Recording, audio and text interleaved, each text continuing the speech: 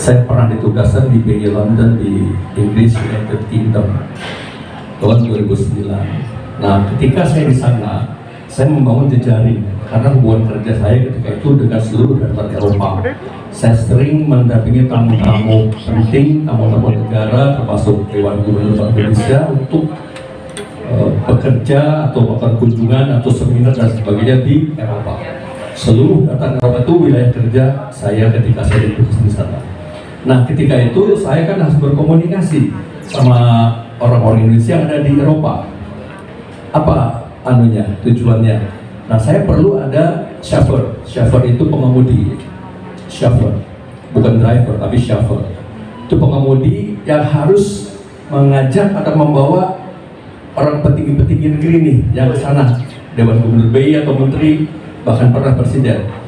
Nah, ketika saya menghubungi teman-teman di beberapa negara di seluruh data Eropa itu, kan saya punya nomor kontaknya. Kontaknya waktu itu adalah karena pekerjaan. Nah, terus wilayah kerja saya juga sampai ke Amerika, Australia enggak, ke Timur Tengah gitu. Jadi banyak sekali teman-teman yang saya simpan nomor-nomor HP-nya dari berbagai negara. Ada sekitar 19 negara ketika itu yang saya butuh mereka juga butuh saya. Qadarullah ketika 2019 semua kontak-kontak saya, para chauffeur, para pemilik kendaraan, para pemilik rental, rata-rata orang tajir ya, terutama yang di Eropa, apalagi di Switzerland atau di sana itu luar biasa gitu. Itu mereka pendukung Prabowo semua. Dan mereka semuanya adalah alumni PA 212. Itu yang luar biasa, yang saya sampai merinding. Jadi 2019 mereka menjadi relawan Prabowo ketika itu. Now, not anymore. Oke, ketika itu semua relawannya Prabowo dan militan. Karena militansinya kebawa dari PA 212. Dan mereka membuat deklarasi itu ada gambar IB. Sekarang ini semua teman-teman saya yang sekarang makin bertambah jumlahnya, semuanya mengklik mindsetnya dari pendukung Prabowo Sandi menjadi Anies. Hanya 5% yang masih mengharap mimpinya jadi kenyataan, masih hatinya masih ada pada PS. Itu hak politik mereka, no problem at all. Tapi 95% mengklik programnya menjadi pendukung Anies Rashid Baswedan. Saya pernah dulu Pak Anies ke rumahnya. Dia tanya, Mas Agus, relawan luar negeri kumpulkan, ada berapa negara sekarang di relawannya Mas Agus? 26 negara, Pak. Jumlah mereka 165 orang, tapi belum semua. Itu hanya mewakili tiap-tiap kota. Kumpulkan semua Mas Agus, relawan seluruh dunia yang ada di grupnya Mas Agus, taruh di Jakarta untuk elektabilitas dan untuk suara. Berapa persen kira-kira dibanding dengan penduduk Indonesia? Saya sadar Pak Anies ketika itu menguji saya. Apa jawaban saya? Ini orang-orang pintar. Jawabnya dengan gagasan, narasi, karya. Ya kan? Saya jawab, Pak, secara kuantitas, the number of my group is only 165 people.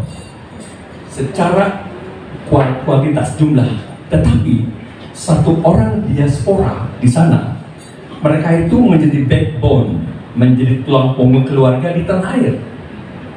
Tiap bulan mereka mengirim uang, maka mereka dibilang pahlawan devisa.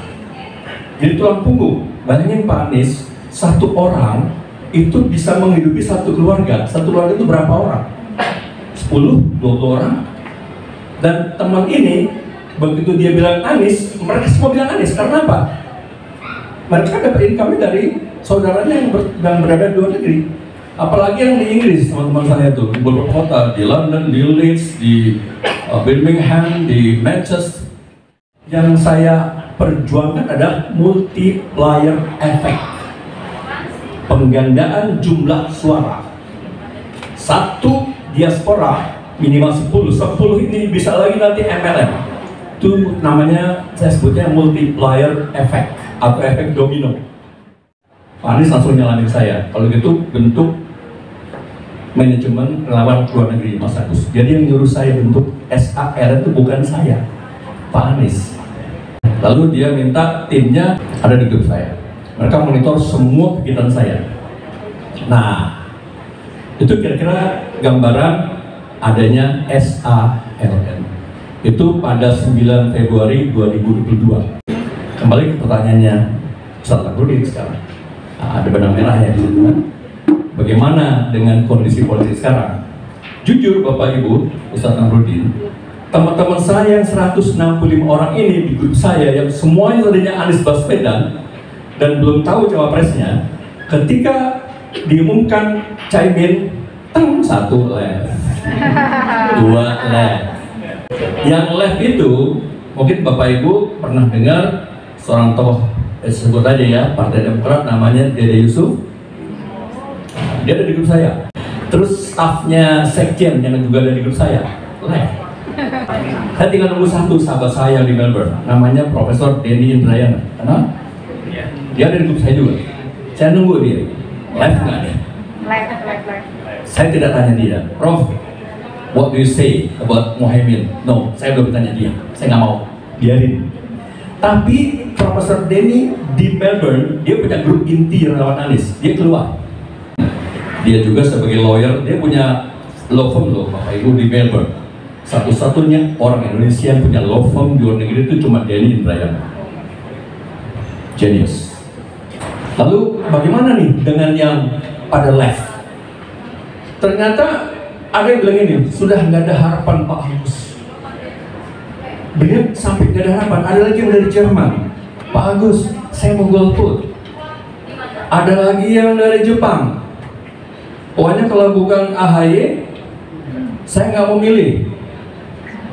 Saya tanya kemudian, tapi saya tidak boleh membuat counter yang membuat mereka jadi emosi.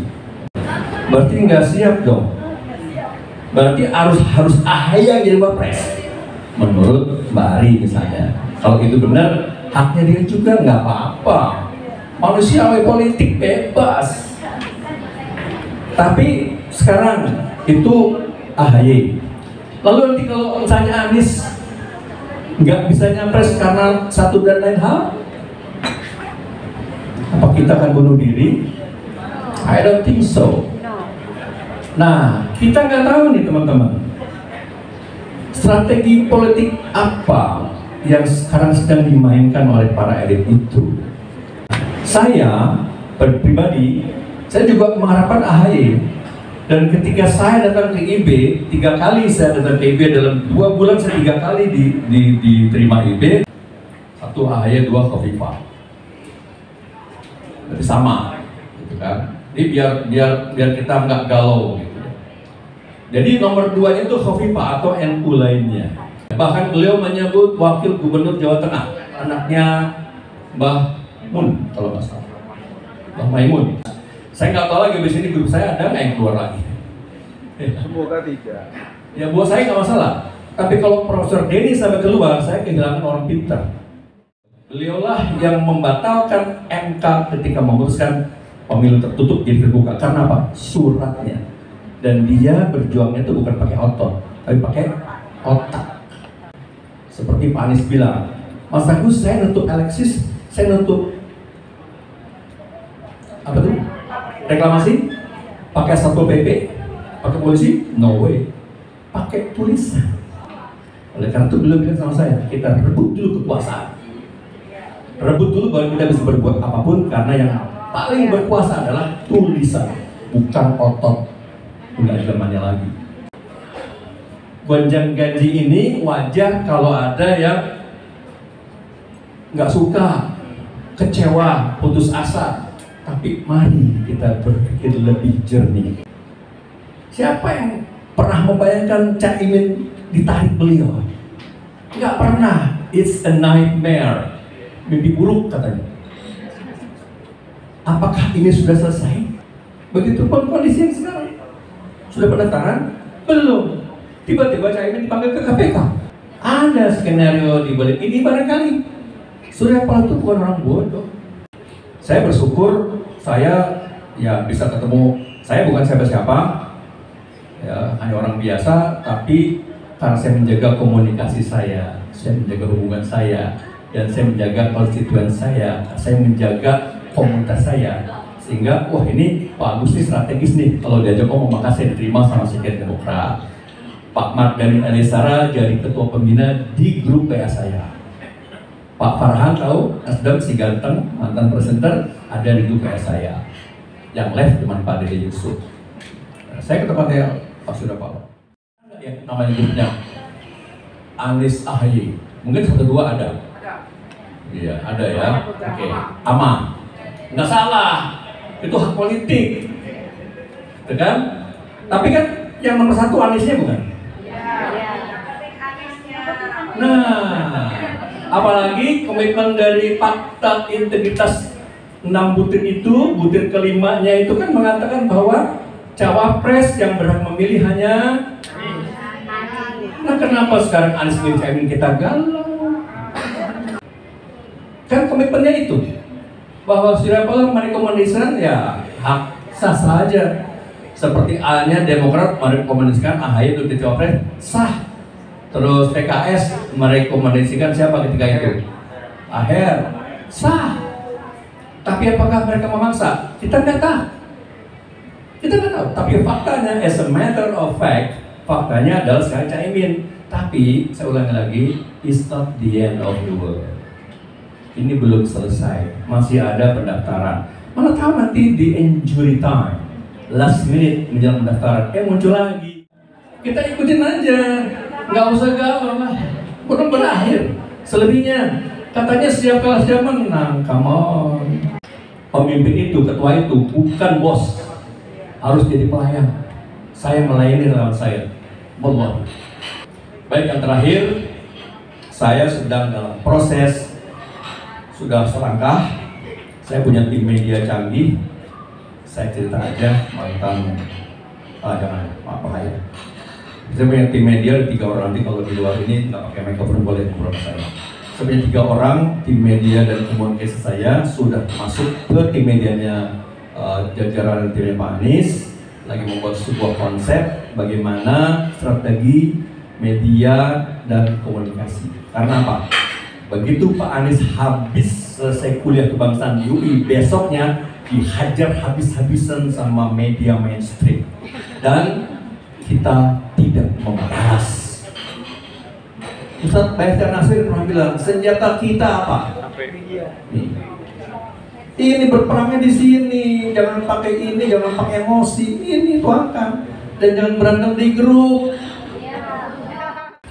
Saya kira itu yang bisa saya sampaikan, dan nanti saya akan kirim ke Ustadz Namruddin konsep strategi komunikasi dan media. Terima kasih.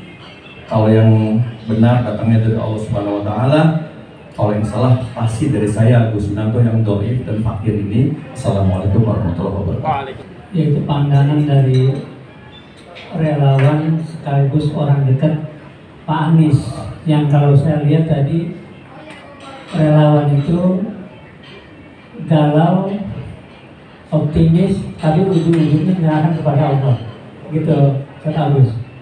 Ya karena kalau kita lihat hari ini terlepas ini skenario atau bukan, kan ada bilang bahwa Anies milih Caimin itu ada grand design katanya. Tapi kita yakin bahwa yang maha grand design itu Allah, bukan siapa-siapa. Mereka berstrategi, kita yakin itu. Bisa aja itu strategi mereka. Tapi kalau Allah punya strategi, yang menang strategi siapa? Allah. Yang udah pilkada DKI waktu itu nggak mungkin Anies menang, nggak mungkin. Semua prediksi Anies kalah. Dari 10 tim survei itu, survei itu yang menangkan Anies cuma 1, yang lain kalah semuanya. Bahkan Kompas waktu itu, Ustaz Agus, hasil surveinya apa? Ahok itu pasti menang. Programnya bagus, pengalamannya bagus. Ahok jangan dipasangkan dengan Jarot. Ahok dipasangkan dengan sendal jepit aja menang. Ya saking optimis waktu itu mereka itu. Kita poskonya di mana? Di pinggiran, di masjid-masjid. Saya sama Ustaz Soto bikin posko di masjid-masjid. Mereka poskonya di mana? Di istana. Kekuasaan menang, duitnya menang, semuanya menang. Tapi ke ujung-ujungnya menang